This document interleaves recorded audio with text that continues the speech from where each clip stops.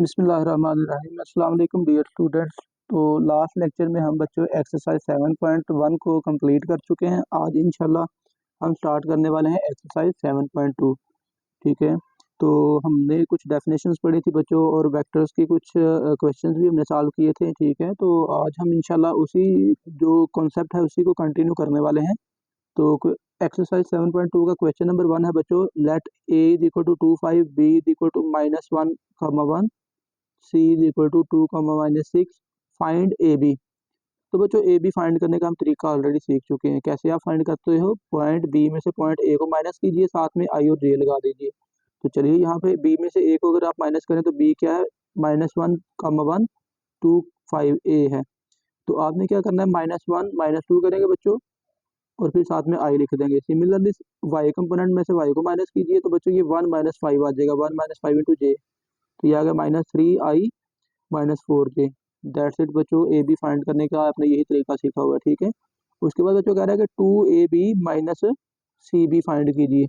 तो बच्चों आपने ये देखें, इस वेक्टर को 2 से मल्टीप्लाई करना है, तो कोई इशू नहीं बच्चों, आप सिंपल पहले ये ए बी फाइंड कर लीजिए, उसको 2 से मल्टीप्लाई कर लीजिएगा। ठीक है, कैसे करेंगे आप बच्चों, डायरेक्ट बेशक चाहे तो ए बी अलग से फाइंड कर लें, सी बी अलग से फाइंड कर लें, ए बी को 2 से मल्टीप्लाई करके फिर दोनों को माइनस कर लीजिए। अलग से भी कर सकते हो, लेकिन आप एक स्टेप में एक लाइन में भी कर सकते हैं, कोई इशू नहीं है। तो आप बच्चों कैसे लिखेंगे, 2ab है तो आपने पहले बाहर 2 लिखा, फिर ब्रैकेट में ए बी कैलकुलेट कर लीजिए। ए बी कैसे कैलकुलेट करेंगे, आप बच्चों बी में से ए माइनस करके जो आपने अभी अभी वैसे कैलकुलेट कर दिया, -3i -4j। ठीक है, फिर आपने बच्चों माइनस लगाया और फिर आपने क्या करना है आगे, सी बी यानी कि बी में से सी को माइनस कर लेना है। तो बी में से सी को माइनस करेंगे, देखिए -1 -2 आ जाएगा। ओके, और उसके बाद -1 माइनस प्लस 6 हो जाएगा ना। ठीक है, तो ये बच्चों फिर आपके पास आ गया, इसको 2 से मल्टीप्लाई कर दीजिए पहले वेक्टर को। तो वो देखिए आपके पास बच्चों मल्टीप्लाई करने के बाद क्या आ गया है,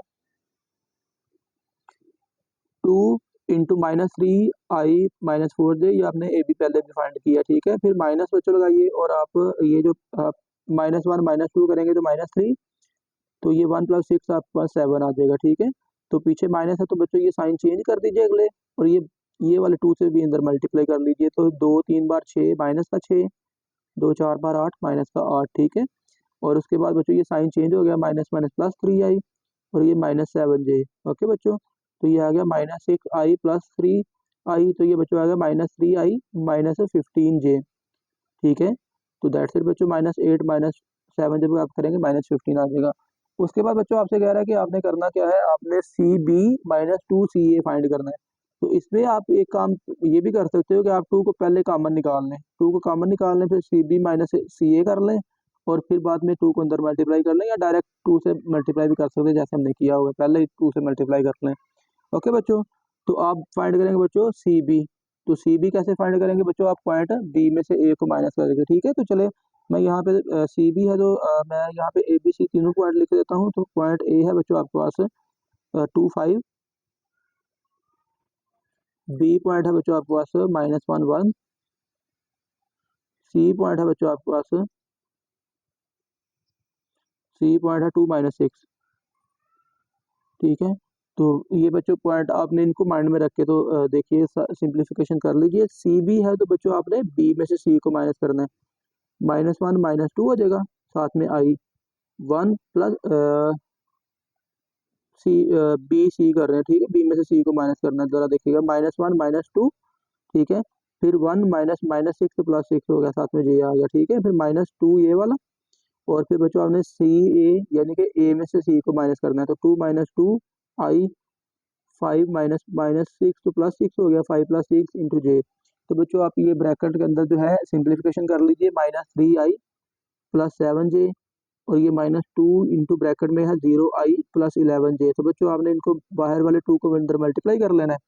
तो ये आपके पास आएगा -6i + 14j और माइनस ये 0i आ जाएगा और माइनस ये 22j, और फिर बच्चों -6 -0 तो -6i, 14 -22 तो बच्चों ये -8j के इक्वल आ जाएगा। आप चाहें तो एक स्टेप और करना चाहें तो कर सकते हो, लेकिन ये चले ये xi + yj की शक्ल में आ चुका हुआ है आंसर, यहाँ पे छोड़ दीजिए, नहीं तो कॉमन निकालना चाहते तो निकाल सकते थे। तो चलिए बच्चों, क्वेश्चन नंबर 2 है, आपसे कह रहा है कि if let u is equal to i + 2j - k, v is equal to 3i minus 2j plus 2k and w is equal to 5i minus j plus 3k। Find the indicated vectors. भाई आपसे कह रहा है कि find indicated vectors और numbers, यानी कि बीच में कुछ नंबर भी आपसे फाइंड करवाना चाह रहा है।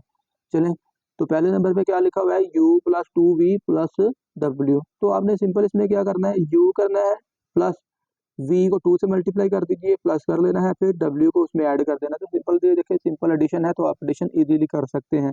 आपने देखिए सिंपल क्या किया, बीच में v को 2 से मल्टीप्लाई कर लिया, ठीक है, v को 2 से मल्टीप्लाई किया और बाकी सारे वेक्टर्स को आपने ऐड कर लिया। आपके सामने इसको एक नज़र देख लीजिएगा, बिल्कुल आसान क्वेश्चन है। ओके, और उसके बाद बच्चों v माइनस 3w। तो बस क्या करना है, आपने v में से माइनस कर देना है w को 3 से मल्टीप्लाई करके, ठीक है। तो चलिए w की वैल्यू क्या है बच्चों, आपके सामने है, यहाँ पे देखिए जरा, w की वैल्यू है बच्चों 5i minus j plus 3k। तो आपने क्या किया बच्चों, इसको माइनस 3 से मल्टीप्लाई कर देना। बस पहले v की वैल्यू लिखी, v की वैल्यू है बच्चों 2i 3i minus 2j plus 2k minus 3 into W की value 5i minus j plus 3k। बच्चों ये वैल्यूज आपने पुट की, ये w को आपने 3 से मल्टीप्लाई किया, minus 15 plus 3j minus 9k, और फिर बच्चों आपने v में से इसको माइनस कर दिया, साइन चेंज भी आपने कर लिया, ठीक है। तो 3i माइनस 15i तो माइनस 12i आ गया, माइनस 2j प्लस 3j, तो ये प्लस का j आ जाएगा, माइनस 2j प्लस 3j, तो ये प्लस का j आएगा, ये करेक्शन कर लीजिएगा, ये प्लस का j है। ओके, और उसके बाद बच्चों प्लस का 2 माइनस 9, तो ये माइनस 7 आपके पास आ जाएगा।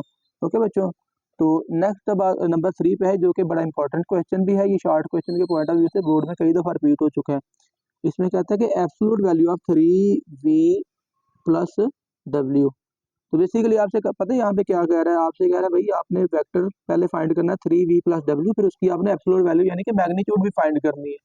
तो वेरी सिंपल, काम मुश्किल नहीं है, लेकिन ये बड़ा अहम है, याद रखिएगा।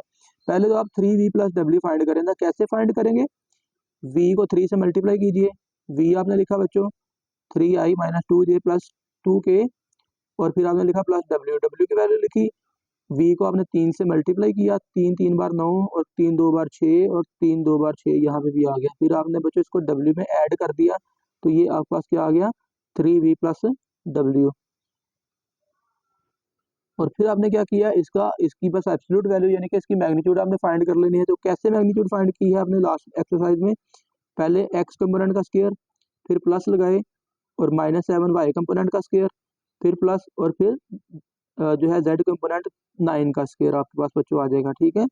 तो 14 का स्क्वायर बच्चों लेंगे तो 196 आ जाएगा, प्लस 49 7 का स्क्वायर लेंगे तो 49, 9 का 81, और जब आप इन सबको प्लस कर देंगे तो आपके पास 326 आ जाएगा। तो देखिए ये आपके पास एक नंबर आया, ठीक है। दैट्स वाई आपको क्वेश्चन में कहा था कि find the indicated vectors are numbers. Okay बच्चों, तो चलिए नेक्स्ट अब आपके पास जो क्वेश्चन है वो है क्वेश्चन नंबर 3 बच्चों। क्वेश्चन नंबर 3 में आपसे कह रहा है find the magnitude of the vector v and right direction को साइंस। ठीक है, डायरेक्शन को साइंस बच्चों, चले अभी हम थोड़ी देर में ना लास्ट वाला जब क्वेश्चन करेंगे तो वहाँ पे उसके डायरेक्शन को साइंस को हम डिस्कस भी करेंगे प्रॉपरली, ठीक है। तो अभी फिलहाल चलें डायरेक्शन को साइन फाइंड कैसे करने, फिलहाल तो वो देख लीजिए ना, आसान कॉन्सेप्ट है, मुश्किल नहीं है बच्चों। आपको गिवन क्या है, कहते हैं find the magnitude of vector v and right the direction को साइंस ऑफ v, ठीक है। तो बेसिकली चले यूँ समझ लीजिए कि इन शॉर्ट अभी आपने माइंड में ये रखना है कि डायरेक्शन को साइन आप कैसे फाइंड करेंगे, आप एक्स वाई और एक्स वाई और जी कंपोनेंट को क्या कर देंगे, वेक्टर की मैग्नीट्यूड पे बस डिवाइड करना है आपने। चलें पहले वेक्टर v की मैग्नीट्यूड फाइंड करें, 2 का स्क्वायर प्लस 3 का स्क्वायर प्लस 4 का स्क्वायर, तो ये बच्चों आ गया 4 प्लस 9 प्लस 16, तो ये बन जाएगा 29 स्क्वायर रूट, ठीक है। ये v की मैग्नीट्यूड बच्चों आपके पास आ गई। तो डायरेक्शन को साइन क्या है बच्चों, बेसिकली आपको याद होगा ये लेंथ जो होती है ना, ये r के इक्वल होती है। जब आप polar form of coordinate system पढ़ते हो ना, ये पोजीशन वेक्टर पढ़ते हो, तो वेक्टर की जो लेंथ होती है ना, ये जरा यहाँ पे गौर कीजिएगा, वेक्टर की जो लेंथ है बच्चों, इसको हम आमतौर पर क्या करते हैं, r से रिप्रेजेंट कर रहे होते हैं, ठीक है। तो डायरेक्शन को साइन अगर बच्चों आपने कैलकुलेट करना है तो आपको पता है बच्चों, जो आपने इन मैट्रिक में भी कॉन्सेप्ट पढ़ा हुआ है करली ब्राउन हेयर वाला, cos थीटा वाला, फर्ज कर लीजिए ये आपके पास हाइट y है, ये x है बच्चों। तो आप जानते हैं कि अगर ये एंगल फर्ज कर ले थीटा है, तो हम कहते हैं cos थीटा करली ब्राउन हेयर यानी कि x ओवर r, ठीक है। सिमिलरली बच्चों जब आप जो है 3D में जाएंगे तो आपके पास यही वैल्यू जो है इस तरह की कुछ बनती जाएंगी। cos अगर फर्ज कर लें ये एक्स वाई प्लेन है तो यहाँ पे एंगल है अल्फा। अगर वाई जी प्लेन है ना, फर्ज कर लें, तो फिर यहाँ पे आ जाएगा यहाँ पे अल्फा और यहाँ पे आ जाएगा cos बीटा, और ये आ जाएगा वाई जी प्लेन में वाई ओवर आर के इक्वल। और फिर आपके पास आ जाएगा बच्चों जेड एक्स प्लेन, तो इसमें ये इक्वल आ जाएगा बच्चों cos गैमा, तो ये आ जाएगा जेड ओवर आर के इक्वल। ठीक है, तो basically x over r, y over r, z over r जो है ये क्या है, डायरेक्शन कोसाइंस है। तो बच्चों आर क्या है आपके पास, वेक्टर की लेंथ है, इस वेक्टर की ओपी की लेंथ है, यानी कि मैग्नीट्यूड है। यहाँ पे लेंथ का साइन नहीं लगाए, चलें ये वेक्टर का साइन नहीं लगाए, लगा लें तो वो ओपी को वैसे रिप्रेजेंट कर रहा है, लेकिन आर जो है वो उसकी लेंथ को रिप्रेजेंट करता है। ओके बच्चों, तो आपने क्या किया, देखिए वेक्टर की लेंथ फाइंड की और फिर एक्स कंपोनेंट को टू पे मैग्नीट्यूड पे डिवाइड कर दिया, तो ये पहला डायरेक्शन को साइन आ गया। ठीक है, दूसरा आपने क्या किया, वाई कंपोनेंट को मैग्नीट्यूड पे डिवाइड कर दिया, फिर आपने जेड कंपोनेंट को भी मैग्नीट्यूड पे डिवाइड कर दिया। दैट्स इट बच्चों। तो ये आपके पास तीन क्वेश्चन है, तो तीनों का कॉन्सेप्ट यही है बच्चों। जो भी वेक्टर आपको गिवन है बच्चों, पहले आपने उसकी मैग्नीट्यूड फाइंड की और फिर आपने एक्स कंपोनेंट को मैग्नीट्यूड पे डिवाइड कर दिया, कॉमा वाई कंपोनेंट को मैग्नीट्यूड पे डिवाइड कर दिया, फिर आपने जेड कंपोनेंट को मैग्नीट्यूड पे डिवाइड कर दिया, तो ये क्या है, डायरेक्शन को साइन है। ठीक है, तो वेरी सिंपल बच्चों, आपने इसी तरह डायरेक्शन को साइन फाइंड करने हैं। उसके बाद थर्ड पार्ट पे है v equal to 4i minus 5j। तो फिर बच्चों यहाँ पे आप क्या करेंगे, आप बच्चों यहाँ पे मैग्नीट्यूड पहले फाइंड कीजिए, 4 का स्क्वायर प्लस माइनस 5 का स्क्वायर, तो बच्चों ये आ गया 16 जमा 25 41, मैग्नीट्यूड 41 आ गई। तो बच्चों आप क्या करेंगे, 4 को 41 पे डिवाइड कर दें और माइनस 5 को 41 पे डिवाइड कर दें, तो ये आपके पास क्या आ गया, डायरेक्शन को साइन।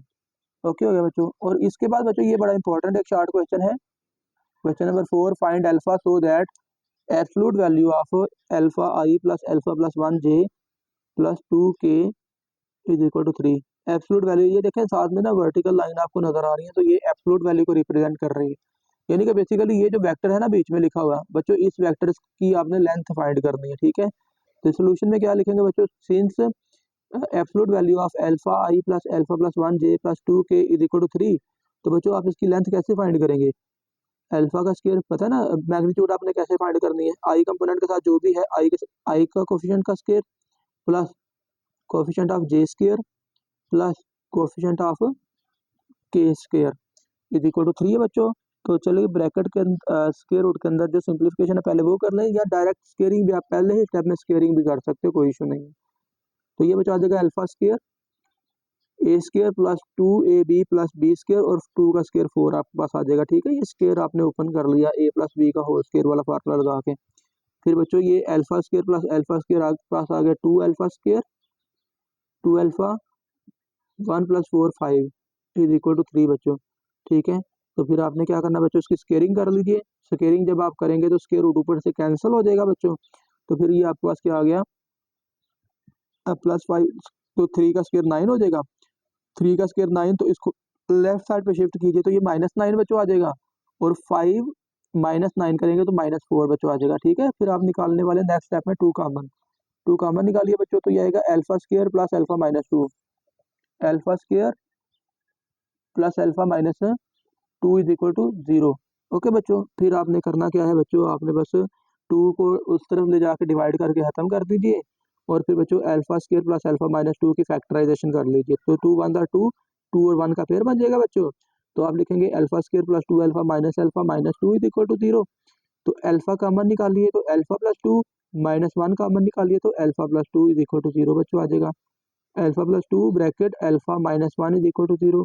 तो बच्चों product of two factors is equal to 0, then either first factor is equal to 0 और अल्फा -1 इज इक्वल टू 0। तो यहाँ से बच्चों अल्फा की वैल्यू आ गई -2, यहाँ से बच्चों अल्फा की वैल्यू आ गई 1। तो ये बच्चों आपके पास अल्फा की वैल्यू 2 वैल्यूज आ चुकी हैं। ठीक है, तो इस तरह बच्चों आपने इस क्वेश्चन को बड़ी एहतियात से सॉल्व करना है, ये बड़ा इंपॉर्टेंट बोर्ड के पॉइंट ऑफ व्यू से क्वेश्चन है। Find a unit vector in the direction of v is equal to i plus 2j minus k. तो बच्चों ये हम एक्सरसाइज 7.1 में भी सॉल्व कर चुके हैं, अब यहाँ पे भी देख लेते हैं। किसी भी वेक्टर की आपने यूनिट वेक्टर कैसे फाइंड करना होता है, तो सिंपल, हमने बात अभी थोड़ी देर पहले डेफिनेशन पढ़ी भी है कि किसी भी वेक्टर को उसी की मैग्नीट्यूड पे डिवाइड कर दें तो आपको उसका यूनिट वेक्टर मिल जाएगा। तो वेक्टर v है बच्चों, इसकी आपने मैग्नीट्यूड फाइंड की 1 का स्क्वायर 2 का स्क्वायर माइनस 1 का स्क्वायर और इनको प्लस कर लिया, तो ये बच्चों आ गया आपके पास 1 + 4 + 1 स्क्वायर रूट 6। और फिर आपने स्क्वायर रूट 6 पे इसी वेक्टर को डिवाइड कर देना है। तो जब आप उसको डिवाइड करेंगे तो उसको वी कैप से डिनोट करना है अपने यूनिट वेक्टर को। और बच्चों ये इक्वल किसके आ गया 1/√6 इंटू आई, 2/√6 इंटू जे, माइनस 1/√6 इंटू के। तो ये बच्चों आपके पास यूनिट वेक्टर आ गया। ठीक है, तो क्वेश्चन नंबर 6 भी बच्चों इंपॉर्टेंट है, तो इसको भी जरा देखिएगा ध्यान से। तो if a is equal to 3i minus j plus 4k, b is equal to -2i minus 4j minus 3k and c is equal to i plus 2j minus k, find a unit vector parallel to this vector. ये important यहाँ पे point है भाई, आपने एक ये vector find करना है और फिर जो जो आप आएगा उसका आपने यूनिट वेक्टर फाइंड करना है। तो बेसिकली देखें, इसकी मैग्नीट्यूड फाइंड करना, इसी वेक्टर को इसी पे डिवाइड करना या इसको यूनिट वेक्टर से रिप्रेजेंट करना कंपैरेटिवली लेंथ और मुश्किल काम होने वाला है। तो आप क्या करें, आसानी के लिए ना इसका नाम वी रख लीजिए। रिमेंबर कि ये एक दो दफा बोर्ड में लॉन्ग क्वेश्चन में आ चुका हुआ है, गुजरा वाला बोर्ड में, तो इसको जरा एहतियात से समझेगा, लेकिन ये बड़ा आसान इजी क्वेश्चन है। ओके बच्चों, तो आपने गिवन वेक्टर का नाम वी रख लिया, 3a minus 2b plus 4c। Okay, इसका नाम आपने वी रख लिया। तो पहले क्या करें, पहले तो ये वेक्टर फाइंड करें ना, a को 3 से मल्टीप्लाई करें, b को 2 से मल्टीप्लाई करें, c को 4 से मल्टीप्लाई करें और ये प्लस माइनस जहाँ पे जरूरत है वो वहाँ पे कर लीजिए। तो आपने बच्चों ये देखिए 3a, a को 3 से मल्टीप्लाई किया, माइनस 2b, तो b को 2 से मल्टीप्लाई किया, प्लस 4c, आपने c को 4 से मल्टीप्लाई कर लिया। तो जब बच्चों आप मल्टीप्लाई करेंगे तो 9i minus 3j minus 12k plus 4i plus 8j plus 6k और प्लस बच्चों ये आ गया 8i 4i plus 8j minus 4k और फिर बच्चों आपने इनको ऐड कर लेना है i, ये 9i प्लस 4i 13i और ये प्लस 4 17i आ जाएगा। ठीक है बच्चों, और फिर आपके पास आ जाएगा -3j प्लस 8j, तो बच्चों प्लस 5j हो गया और 5 और 8 ये 13j आपके पास आ जाएगा। ठीक है, -12 प्लस 6, तो ये आ गया बच्चों माइनस का 6, -6 -4 -10, तो -10 के आपके पास आ जाएगा। ओके, तो बच्चों ये वेक्टर वी आया। वी वेक्टर से क्या बना था बच्चों, ये वाला एक्चुअली वेक्टर आपने फाइंड कर लिया। अब आपने इसी का यूनिट वेक्टर फाइंड करना है ना, जिसका नाम अब आपने वी रखा हुआ है। तो भाई आप क्या करें, अब वी की मैग्नीट्यूड फाइंड कर लीजिए, आई कंपोनेंट का स्क्वायर, जे कंपोनेंट का स्क्वायर प्लस के कंपोनेंट का स्क्वायर बच्चों, और आप उसका स्क्वायर रूट ले लीजिए मैग्नीट्यूड फाइंड करने के लिए। सिंप्लीफाई करेंगे तो बच्चों लेंथ कितनी आपके पास आ जाएगी, 17 का स्क्वायर जब आप लेंगे 289, 13 का स्क्वायर 169, 10 का स्क्वायर 100, इन तीनों को आप ऐड करेंगे तो 558 आ जाएगा आपके पास। ठीक है, स्क्वायर रूट 558। तो भाई यूनिट वेक्टर फिर आपके पास क्या होगा, वेक्टर वी को उसी के मैग्नीट्यूड पे डिवाइड कर दें। तो वेक्टर वी बच्चों आपने अभी फाइंड किया है, ये वाला vector 17i plus 13j minus 10k और इसको मैग्नीट्यूड पे डिवाइड करते हैं। भाई अलग अलग डिवाइड कर लीजिए बस, तो आंसर आ गया 17/558 स्क्वायर रूट आई, और फिर आपने मैग्नीट्यूड को यहाँ पे भी डिवाइड कर लिया, अलग अलग डिवाइड कर लें तो ये आपके पास बच्चों v का यूनिट वेक्टर आ चुका है। ओके बच्चों, तो अब चलिए नेक्स्ट क्वेश्चन की तरफ चलते हैं। तो नेक्स्ट क्वेश्चन है क्वेश्चन नंबर 7। क्वेश्चन नंबर 7 है बच्चों, find a vector whose magnitude is 4 and parallel to given vector. ये बच्चों बड़े इंपॉर्टेंट क्वेश्चन है और बड़े आसान क्वेश्चन है। देखिए जरा एक इंपॉर्टेंट पॉइंट यहाँ पे क्या है, आपसे कह रहा है find a vector whose magnitude is 4। आपसे कह रहा है भाई वो वेक्टर आपने फाइंड करना है जिसकी मैग्नीट्यूड 4 है, ठीक है, जिसकी लेंथ 4 है। तो बच्चों एक चीज आपने बस माइंड में रखनी है कि आप देखें ना, किसी भी वेक्टर का यूनिट वेक्टर अगर आप फाइंड करते हो तो यूनिट वेक्टर की लेंथ कितनी होती है, ऑब्वियसली बच्चों 1 होती है। तो आप अगर 1 लेंथ वाला वेक्टर, 1 अगर जिसकी लेंथ आ गई है उस वेक्टर को 4 से मल्टीप्लाई कर दें तो आपको वो वेक्टर मिल जाएगा जिसकी लेंथ 4 है। तो क्या करना है अपने बच्चों, पहले जो वेक्टर गिवन है उसका यूनिट वेक्टर फाइंड करेंगे, फिर उसको 4 से मल्टीप्लाई कर देंगे, दैट्स इट बच्चों। ठीक है, तो चलिए ये vector 2i minus 3j plus 6k है ना, आपने इसका नाम रखा v। ठीक है, v नाम रख लिया, इसकी मैग्नीट्यूड फाइंड की। ठीक है, मैग्नीट्यूड आपके पास आ गई 7। फिर आपने क्या किया, इसी वेक्टर का यूनिट वेक्टर फाइंड करना है। पहले यूनिट वेक्टर कैसे फाइंड करेंगे, वेक्टर को उसी की मैग्नीट्यूड पे डिवाइड करके। तो vector v is equal to क्या आ गया, 2i minus 3j plus 6k over 7 is equal to, अलग अलग डिवाइड कर ले, 2/7 i minus 3/7 j plus 6/7 k। ठीक है, तो रिक्वायर्ड वेक्टर ऑफ मैग्नीट्यूड 4 क्या होगा? तो बच्चों सिंपल, आप देखें जो आपने यूनिट वेक्टर अभी फाइंड किया ना, आप उसको 4 से देखें मल्टीप्लाई कर रहे हो बोथ साइड पे, 4 से मल्टीप्लाई करेंगे देखिए, क्योंकि ये तो यूनिट वेक्टर है और इसकी लेंथ कितनी है, इसकी लेंथ है बच्चों 1। तो जब आपने इसको 4 से मल्टीप्लाई कर दिया तो आपको वो वेक्टर मिल गया है जिसकी लेंथ 4 है। ओके बच्चों, तो कोई भी वेक्टर आपको दे दे और कहे कि फलां लेंथ का वेक्टर फाइंड करें, तो बच्चों आपने यूनिट वेक्टर फाइंड करके वही फलां लेंथ पे से मल्टीप्लाई कर देना है। ओके बच्चों, तो चलिए बच्चों, इसका पार्ट नंबर 2 है, कहता है कि magnitude is 2 and is parallel to given vector. लो जी भाई, 2 लेंथ वाला वेक्टर बस आपने फाइंड करना है, कोई मुश्किल काम नहीं है। पहले आपने यूनिट वेक्टर फाइंड करना है, लेट कर लीजिए, वेक्टर का नाम वी रख लिया, वेक्टर वी की मैग्नीट्यूड फाइंड की, -1 का स्क्वायर +1 का स्क्वायर +1 का स्क्वायर, तो मैग्नीट्यूड आ गई √3। वेक्टर वी कैप आप फाइंड करेंगे तो वो कैसे फाइंड करेंगे, vector v over v norm v magnitude. ठीक है, ये वेक्टर वी कैप लिखा हुआ है, ये साथ में जुड़ गया हुआ है, तो ऐसा लग रहा है जैसे वो कोई गोल्ड, जैसे वो डायमंड बना हुआ है। ओके, चलिए मैं इस साइड पे लिख देता हूँ, ये लिखा हुआ है बच्चों वी कैप। ओके, तो वी कैप आप यूनिट वेक्टर को कह रहे हो, तो यूनिट वेक्टर आप कैसे फाइंड करोगे बच्चों, वेक्टर को उसकी लेंथ पे डिवाइड करके। तो वेक्टर को आपने उसकी लेंथ पे डिवाइड कर दिया तो आपने फाइंड कर लिया बच्चों यूनिट वेक्टर। तो जब यूनिट वेक्टर बच्चों आपके पास आ गया तो आपने क्या करना है भाई, उस यूनिट वेक्टर को 2 से मल्टीप्लाई कर देना है, तो आपको वो वेक्टर मिल जाएगा जिसकी लेंथ 2 है बच्चों। ठीक है, तो यूनिट वेक्टर को आप देखें 2 से मल्टीप्लाई कर दिया तो ये आ गया -2/√3 +2/√3 +2/√3। तो ये बच्चों आपके पास 2 लेंथ का वेक्टर आ चुका। क्वेश्चन नंबर 4 बच्चों, ये भी इंपॉर्टेंट बोर्ड क्वेश्चन है। If u is equal to this one, v is equal to this one, w is equal to this one, u v और w की वैल्यू बच्चों आपको गिवन है, देख लीजिए वैल्यू को, और फिर आपसे क्या कहता है, आपने क्या करना है, represents the sides of A triangle. पहले स्टेटमेंट कंप्लीट कर रहे हैं ना कि u v और w जो है वो ट्रायंगल को रिप्रेजेंट कर रहे हैं। ठीक है, तो find the value of z। अच्छा, यहाँ पे चले एक बात और डिस्कस कर लेनी चाहिए हमें, ट्रायंगुलर लॉ। चले बच्चों, जो आपने फिजिक्स में भी पढ़ा हुआ है ट्रायंगुलर लॉ। ठीक है, तो होता क्या है कि अगर आप दो वेक्टर्स को ऐड करते हो तो हेड पे रूल पता है ना, आपने पढ़ा हुआ है। ठीक है, फर्ज कर लें बच्चों, एक वेक्टर ये है u है, फर्ज कर लें, एक वेक्टर फर्ज कर लें v है, ये इस तरह से। तो बच्चों ये दोनों वेक्टर इस तरह जुड़े हुए हैं कि पहले वेक्टर का हेड दूसरे की टेल के साथ जुड़ा हुआ है। तो अगर आपने बच्चों पहले की टेल और दूसरे वेक्टर का हेड मिला देना, तो ये आपको बेसिकली वैल्यू मिल जाती है u प्लस वी की, जो कि u और v का रिजल्टेंट भी कहलाता है। ठीक है, तो इसको ट्रायंगुलर लॉ कहते हैं। ठीक है, तो अगर u v और w जो है ना वो ट्रायंगल के एंगल्स हैं, ठीक है, तो इसका मतलब है बच्चों u प्लस वी जो है वो w के इक्वल होगा। w अब यहाँ पे ना तीसरे वेक्टर को कह रहा है, मतलब फर्ज कर लो u प्लस वी, ये तीसरा वेक्टर जो है इसको आप w से रिप्रेजेंट कर लीजिए। तो किसी दो वेक्टर का सम बेसिकली तीसरे के इक्वल होगा। यहाँ पे u प्लस वी बराबर w कैसे, अभी इस पे बात कर लेते हैं। तो बच्चों देखिए, एक्चुअल में बात क्या है कि दो वेक्टर का सम किसी तीसरे के इक्वल होता है। अब देखिए यहाँ पे आपके पास u की वैल्यू पता है क्या, चले मैं यहाँ पे दोबारा लिख देता हूँ। u की वैल्यू है आपके पास बच्चों 2i + 3j + 4k, ये है u की वैल्यू। और आगे है v की वैल्यू बच्चों, वो है -i + 3j - k, और उसके बाद है w। तो w की वैल्यू बच्चों आपके पास है i + 6j + zk। तो देखिए बच्चों, बेसिकली इसकी तरतीब ही कुछ ऐसी है, आप इसको देखें ना, अगर जरा u और v को ऐड करेंगे तो आपको w बनता नजर भी आएगा। देखें 2 - 1 1, 3 + 3 6, 4 - 1 3, तो यानी कि यहाँ से ये भी आपको आइडिया मिल गया पहले ही कि z की वैल्यू क्या आने वाली है 3।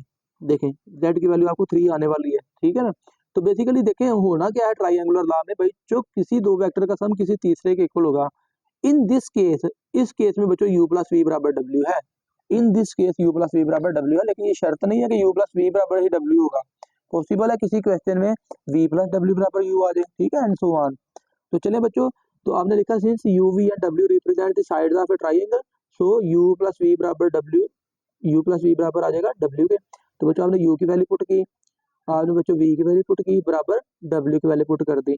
तो बच्चों लेफ्ट साइड पे आपने इनको सिंप्लीफाई किया ना, तो 2i - i + i, 3j + j 3j, तो ये 6j आ गया, 4 + -1 3k इज इक्वल टू बच्चों ये सेम टू सेम ऐसे रहेगा i + 6j + zk। तो क्योंकि दो वेक्टर इक्वल हैं तो इनके करस्पॉन्डिंग कंपोनेंट्स भी क्या होंगे बच्चों, इक्वल होंगे। यानी कि 1 इज इक्वल टू 1 लिखने की जरूरत नहीं है, 6 इज इक्वल टू 6 लिखने की जरूरत नहीं है, 3 इज इक्वल टू जेड, तो भाई हमें यही तो चाहिए था, जेड इज इक्वल टू 3, जो हमने पहले आइडियल लगा भी लिया था कि भाई जेड की वैल्यू 3 के इक्वल आने वाली है। ओके बच्चों, तो चलिए बच्चों नेक्स्ट जो है हम क्वेश्चन नंबर 9 की तरफ चलते हैं। एक्सरसाइज इंशाल्लाह हम आज खत्म करने वाले हैं। तो the position vector of the points A B C and D are respectively. अच्छा बच्चों, ए बी और सी के आपको पोजीशन वेक्टर गिवन है, ए बी सी डी के, तो पोजीशन वेक्टर को हम ओ ए से रिप्रेजेंट कर रहे होते हैं, ठीक है। तो ओ ए बच्चों आपने लिखा, पहला पोजीशन वेक्टर क्या है 2i माइनस जे प्लस के, फिर दूसरा वेक्टर है कहता है बी का पोजीशन वेक्टर, तो उसको ओ बी से रिप्रेजेंट कीजिए बच्चों 3i प्लस जे, फिर तीसरा वेक्टर है सी का पोजीशन वेक्टर, तो उसको ओ सी से रिप्रेजेंट कर लीजिए बच्चों 2i plus 4j minus 2k, and D का पोजीशन वेक्टर क्या है बच्चों ओ डी, तो वो है बच्चों i minus 2j plus k equal, ठीक है। और देन आपसे क्या कहता है respectively show that A B is parallel to C D. चलो तो बच्चों बड़ा आसान सा काम है, A B is parallel to C D, यानी कि आप ए बी और सी डी फाइंड करेंगे अल्टीमेटली बस, ए बी और सी डी फाइंड करेंगे, देखेंगे या तो वो इक्वल आ जाएंगे या एक वेक्टर दूसरे का स्केलर मल्टीपल आ जाएगा। पैरेलल की अभी हम डेफिनेशन पढ़ चुके हैं एक्सरसाइज 7.1 में, ठीक है। तो दो वेक्टर पैरेलल कब होते हैं, जब वो एक दूसरे के स्केलर मल्टीपल होते हैं, ठीक है। तो चलिए बच्चों ये आपका फाइंड करेंगे ए बी, पहले ए बी किसके इक्वल है ओ बी माइनस ओ ए के, तो बच्चों ओ बी की वैल्यू भी आपके पास गिवन है, ओ ए की वैल्यू भी गिवन है, दोनों को आपने कर लेना है माइनस, तो ओ बी की वैल्यू लिखी माइनस ओ ए की वैल्यू लिखी, माइनस है तो साइन चेंज कर देंगे, माइनस 2i प्लस जे माइनस के, और फिर बच्चों 3 माइनस 2i तो प्लस आई, जे प्लस जे 2j, तो ये बच्चों माइनस के एज इट इज आ जाएगा, तो ये आ गया बच्चों आपके पास ए बी, इसको क्या लीजिए इक्वेशन नंबर 1। ओके, फिर बच्चों आप सी डी कैसे फाइंड करेंगे, तो सी डी आपके पास आएगा, सी डी बच्चों आपके पास आ जाएगा ओ डी माइनस ओ सी, पहले पॉइंट में से दूसरे को माइनस करना होता है ना, तो यहाँ पे पोजीशन वेक्टर्स को माइनस कर लीजिए तो बच्चों ओ डी की वैल्यू आपने पुट की, माइनस ओ सी की वैल्यू पुट की, ठीक है। और फिर बच्चों आपने ये माइनस की वजह से साइन चेंज कर दिए, तो ये minus I minus 2j plus K as it is रहा, minus 2i minus 4j plus 2k, और फिर बच्चों minus I minus 2i minus 3i minus 2j minus 4j minus 6j K plus 2k 3k। तो आप देखिए कि इस vector में से ना माइनस 3 कॉमन निकलता है, तो माइनस 3 कॉमन निकालिए तो बच्चों ये आ गया i प्लस 2j, ठीक है ना, माइनस 3 कॉमन निकल चुका। ओके, उसके बाद बच्चों ये आ गया माइनस 1k। तो अब अगर आप ब्रैकेट में गौर करें तो ब्रैकेट में देखें ए बी की वैल्यू बन चुकी है i प्लस 2j माइनस के, आई प्लस 2j माइनस के, तो आप इसको लिख सकते हैं C D is equal to minus 3ab, ठीक है। तो इसका मतलब है कि ए बी जो है वो सी डी के पैरेलल है, ठीक है, लेकिन डायरेक्शन अपोजिट है। चलो यहाँ पे ये भी साथ में देकर आपने कर दिया कि डायरेक्शन क्या है अपोजिट, तो डायरेक्शन अपोजिट होने की वजह क्या है बच्चों 3 के साथ नेगेटिव आ रहा है, यानी कि ये जो वेक्टर है ना ये 3 टाइम्स है, नेगेटिव 3 टाइम, लेंथ इसकी माइनस 3 टाइम हो गई, लेकिन बच्चों डायरेक्शन क्या हो गई अपोजिट हो गई। ओके बच्चों, तो इसके बाद बच्चों आ जाइए क्वेश्चन नंबर 10 पे। तो क्वेश्चन नंबर 10 है आपके पास, अच्छा क्वेश्चन नंबर 10 की स्टेटमेंट तो जरा लंबी चौड़ी है, तो मैं इसको जरा शॉर्ट में करके लिखा हुआ चले। Actually chapter number question number 10 में ना बच्चों वेक्टर की पैरेलल वेक्टर की डेफिनेशन लिखी हुई है, ठीक है। We say that the two vectors v and w in the space are parallel is if there is a scalar c such that v बराबर cw, ठीक है। दो वेक्टर अगर पैरेलल हो तो एक वेक्टर दूसरे का स्केलर मल्टीपल होता है, ठीक है, v बराबर cw। ओके ओके ठीक हो गया। अच्छा बच्चों चलें, एक तो आपको गिवन है कि v is parallel to w, मैंने यहाँ पे ना कंक्लूजन लिखी हुई है बस, जो आपको डाटा गिवन है कहता है कि v is parallel to w, और दूसरे नंबर पे अगर पैरेलल है तो v बराबर आएगा cw के। बाकी स्टेटमेंट को आप बुक से अंडरस्टैंड कर लीजिएगा, आसान स्टेटमेंट है बस इतना सारा ये। तो कहता है find two vectors of length 2, दो वेक्टर आपने फाइंड करने हैं जिनकी लेंथ 2 है। तो भाई एक वेक्टर तो आपको मिल जाएगा, यूनिट वेक्टर फाइंड करके ना 2 से मल्टीप्लाई कर दें, लेकिन आपसे कह रहा है कि दो वेक्टर फाइंड करें और दोनों की लेंथ भी 2 हो। तो बच्चों हमने ये मैग्नीट्यूड के केस में डिस्कस भी किया था, जब आपने नेगेटिव ऑफ ए वेक्टर पढ़ा था या मैग्नीट्यूड ऑफ ए वेक्टर पढ़ा था, तो वहां पे बच्चों हमने बात की थी कि वेक्टर चाहे v हो चाहे माइनस v हो, दोनों की लेंथ सेम होती है, ठीक है बच्चों। ये देखिए आपको याद होगा लास्ट लेक्चर में, ये लास्ट लेक्चर लाजमी देख लीजिएगा बच्चों, वहां पे हमने सारी चीजें डिटेल से डिस्कस कर रखी हैं। तो बच्चों वेक्टर v की लेंथ माइनस v की लेंथ के इक्वल होती है, ठीक है, वेक्टर v की length is equal to minus v की लेंथ, यानी कि आपने बच्चों यहाँ पे फिर वेक्टर कौन सा फाइंड करना है, एक तो 2 वी यूनिट वेक्टर और साथ में -2, यानी कि यूनिट वेक्टर फाइंड करके 2 से मल्टीप्लाई कीजिए और -2 से मल्टीप्लाई कर लीजिए, दैट्स इट बच्चों। तो चलिए बच्चों, गिवन वेक्टर क्या है आपको, we 2i minus 4j plus 4k। तो बच्चों आपने क्या किया, सिंपल इसका यूनिट मैग्नीट्यूड फाइंड किया, फिर आपने इसका यूनिट वेक्टर फाइंड किया, वेक्टर को उसकी मैग्नीट्यूड पर डिवाइड करके। ये क्वेश्चन हम पीछे ऑलरेडी कर चुके हैं इस तरह के।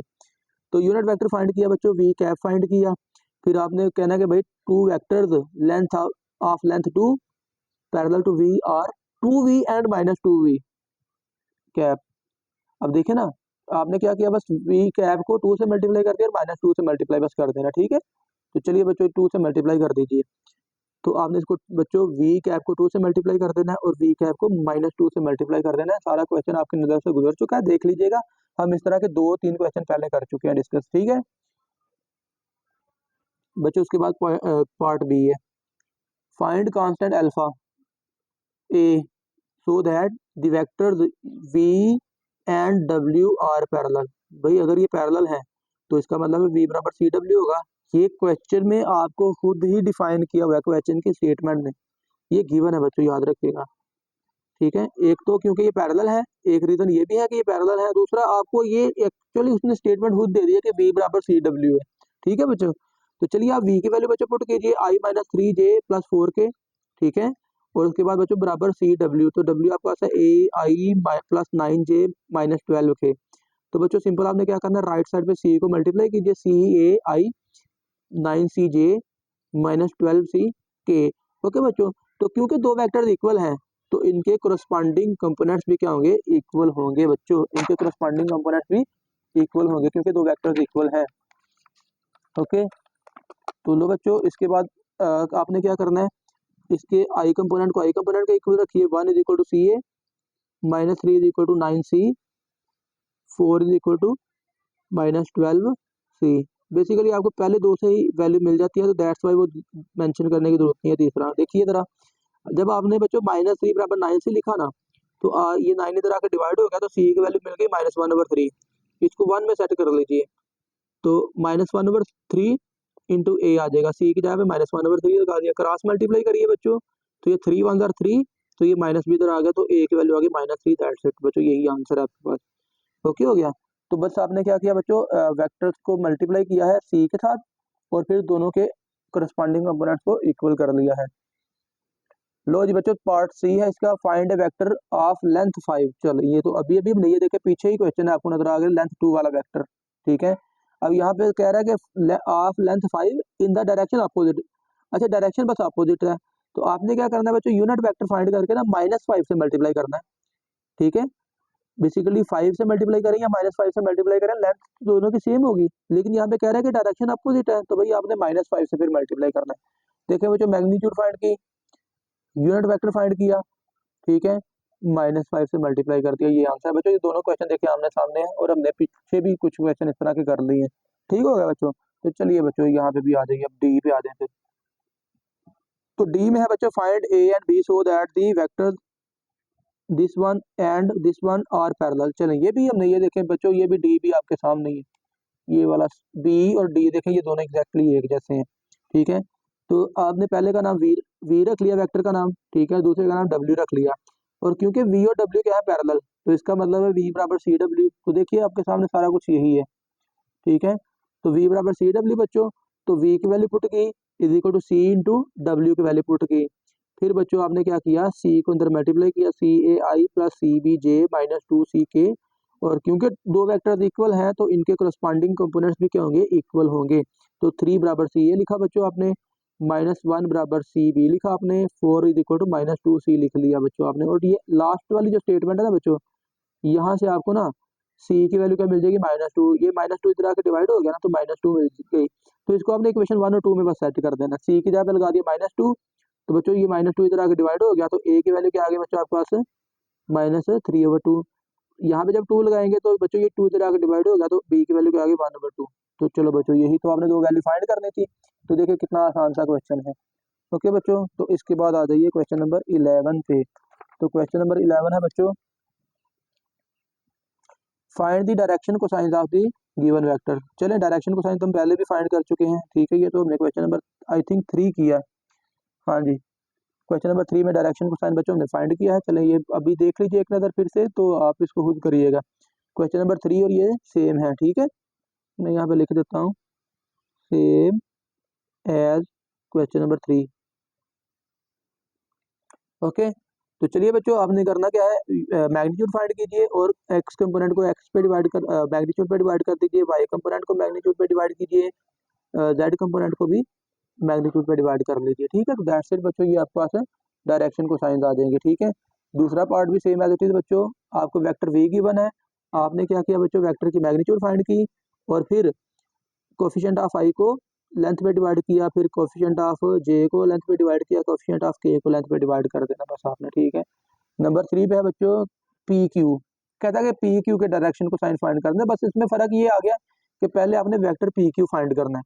तो पी क्यू बच्चों कैसे फाइंड करेंगे, क्यू पॉइंट में से पी पॉइंट को माइनस करके 1 minus 2 into Y, 3 minus 1 into J, 1 minus 5 into के।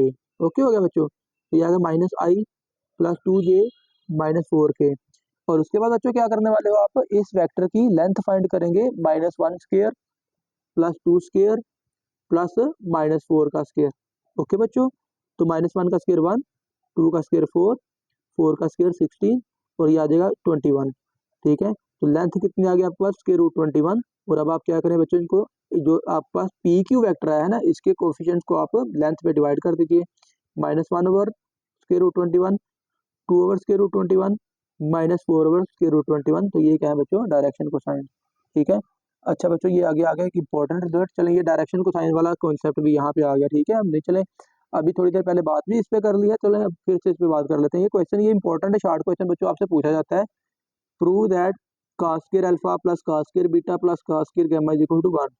तो आपने कंसिडर कर लेना है और जो पोजीशन वेक्टर है उसको एक्स आई प्लस वाई जे प्लस जेड के। देखिए ना आपने ये भी थोड़ी देर पहले बच्चों हमने पोजीशन वेक्टर के केस में यहाँ पे बात की थी। यहाँ पे देखिए हमने जनरली क्या कहा था, 2D में हमने लिया था पी एक्स वाई। तो अगर 3D में है तो आप क्या करेंगे, फिर एक्स वाई जेड आप लेंगे ना, तो फिर आप लिखेंगे एक्स आई प्लस वाई जे प्लस जेड के, ठीक है। तो फिर बच्चों देखिए आपने इसकी लेंथ फाइंड करनी है, तो लेंथ आपके पास आ जाएगी x square plus y square plus z square square root, ठीक है। अब आप आर का यूनिट वेक्टर फाइंड कीजिए, ठीक है। आर का यूनिट वेक्टर क्यों फाइंड करना है, चले वो अभी देख लेते हैं। तो बच्चों आर का यूनिट वेक्टर आप फाइंड करेंगे ना, तो ये आपके पास आ जाएगा, क्या करना है आपने बच्चों, एक्स कंपोनेंट को लेंथ पे डिवाइड करते हैं और ये लेंथ किसके इक्वल है बच्चों, आर का नाम आपने इसको दिया हुआ है स्मॉल आर, ठीक है। लेंथ को सिंपल आर से रिप्रेजेंट आपने कर लिया हुआ है। तो अगर बच्चों आप इसको ना अलग-अलग डिवाइड करें तो ये आ जाएगा x over r, y over r, z over r.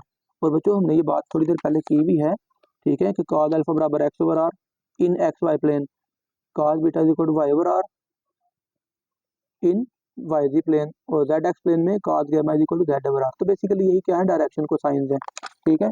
तो ये आप ना वीडियो को डिटेल से देखिएगा, आपको समझ लग जाएगी ये मैं क्या बात कर रहा हूँ। ओके बच्चों, तो अब नेक्स्ट आपके पास ये देखिए, आपके पास क्या आ जाएगा, जो आर यूनिट वेक्टर है वो x over r i plus y over r j plus z over r के, ठीक है।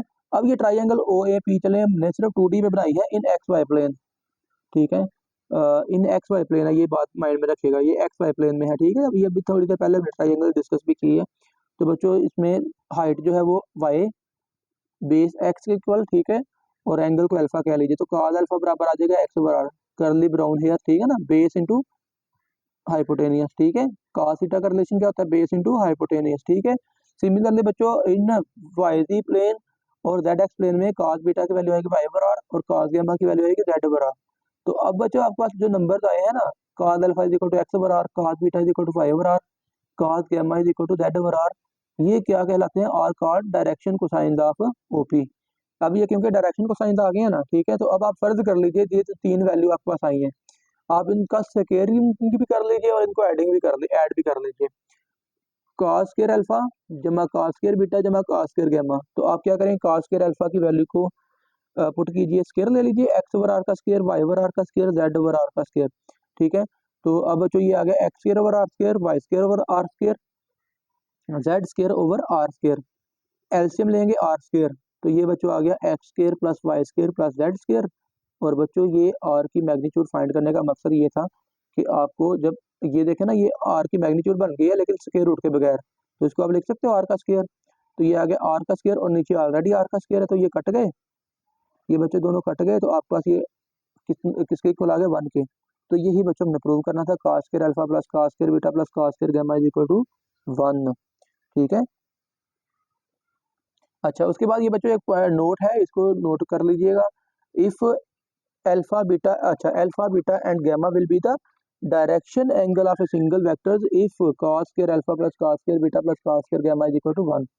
ठीक है, आपसे कह रहा है कि भाई चलें यहाँ पे क्वेश्चन पे आ जाइए, which one of the following triples, 3 angle भैया आपको गिवन है, can be the direction angles of a single vector. कहता है कि भाई इन 3 ट्रिपल्स जो आपको गिवन है, 3 एंगल गिवन है, बताएं कि इनमें से कौन से एंगल जो है वो सिंगल वेक्टर के क्या है, ट्रिपल्स हैं। तो बच्चों सिंपल आप क्या करेंगे, cos square alpha plus cos square beta plus cos square gamma, left side में ना तीनों एंगल की वैल्यू पुट करेंगे। अगर जवाब 1 आ गया तो ये direction cosine of a single vector होंगे, अदरवाइज आंसर होगा नो। ठीक है, तो चले बच्चों आप पहले एंगल का नाम अल्फा रख लीजिए, दूसरे का नाम बीटा, तीसरे का नाम गामा रख लीजिए, और फिर बच्चों उस फार्मूले की लेफ्ट हैंड साइड पे आपने क्या करना है, cos square alpha plus cos square beta plus cos square gamma is equal to cos square 45 degree, cos square 45 degree, cos square 60 degree, alpha beta और गामा की वैल्यू पुट कर दी। cos square 45, तो cos 45 होता है 1 over square root 2 के equal, तो क्योंकि cos का स्क्वायर है तो इसकी वैल्यू का स्क्वायर आ जाएगा, सेम cos की वैल्यू यहाँ पे भी वही आ जाएगी, और cos 60 जो होता है वो 1 ओवर 2 के इक्वल होता है। तो बच्चों ये आ गया 1 ओवर 2, 1 ओवर 2, और ये आ गया 1 ओवर 4, 4 बच्चों एलसीएम ले लीजिए, तो ये आ गया 2 प्लस 1, 2 प्लस 2 प्लस 1, तो 5 प्लस 4 आ गया, तो ये 1 तो नहीं आया भाई। तो अगर 1 नहीं आया तो इसका मतलब है कि 45, 45 और 60 ये जो ट्रिपल्स हैं are not the direction angle of a single vector. अगर ये आंसर 1 आ जाता ना तो फिर बच्चों आपने कहना था कि ये डायरेक्शन एंगल्स हैं किसके, एक सिंगल वेक्टर के। ठीक है बच्चों, तो अगले पार्ट भी बिल्कुल सेम टू सेम बच्चों यही क्वेश्चन है आपके पास। ठीक है, तो चलिए बच्चों नेक्स्ट जो है आपके पास है पार्ट 2 जो है वो है 30 डिग्री, 45 डिग्री, 60 डिग्री। तो आप इनका नाम भी अल्फा बीटा और गामा रखिए, और फिर बच्चों आपने क्या करना है, cos square alpha plus cos square beta plus cos square gamma में ये एंगल पुट कर देने हैं। ठीक है, सिंप्लीफाई कीजिए वैल्यूज पुट करके, तो देखें इसका जवाब भी 1 नहीं आया, तो इसका मतलब ये भी not direction cosine of a single vector. ठीक है, तो ये नॉट डायरेक्शन कोसाइन है, इसका आंसर नो होगा। ओके बच्चों, उसके बाद तीसरा पार्ट है बच्चों 45 डिग्री, 60 डिग्री, 60 डिग्री। पहले एंगल का नाम अल्फा रखिए, दूसरे का नाम बीटा और तीसरे का नाम गामा रख लीजिए। तो cos square alpha plus cos square beta plus cos square gamma is equal to, इसको सिंप्लीफाई कीजिए, अल्फा की जगह पे 45, बीटा की जगह पे 60, गामा की जगह पे भी 60, 1 over square root 2 square, cos 60 1 over 2 square plus cos 60 1 over 2 square. Calculator पे आप वैल्यू चेक कर सकते हो, cos 60 जो है वो 1 ओवर 2 के इक्वल होता है बच्चों। ओके, तो आप इसका स्क्वायर लेंगे तो 1 ओवर 2, 1 ओवर 4 आ जाएगा इसका स्क्वायर, और इसका स्क्वायर भी 1 ओवर 4, 4 एलसीएम, तो ये आ गया बच्चों 2 1 ज़ा 2, 2 प्लस 1 प्लस 1, तो ये 4 ओवर 4 इज इक्वल टू 1। चले आखिरकार 1 आ गया, तो आप कहेंगे hence 45 degree, 60 degree, 60 degree are the direction angles of a single vector. तो ये बच्चों हमारी एक्सरसाइज 7.2 खत्म हो गई, और आई होप के बच्चों आपको सारे क्वेश्चंस की समझ भी आ गई है।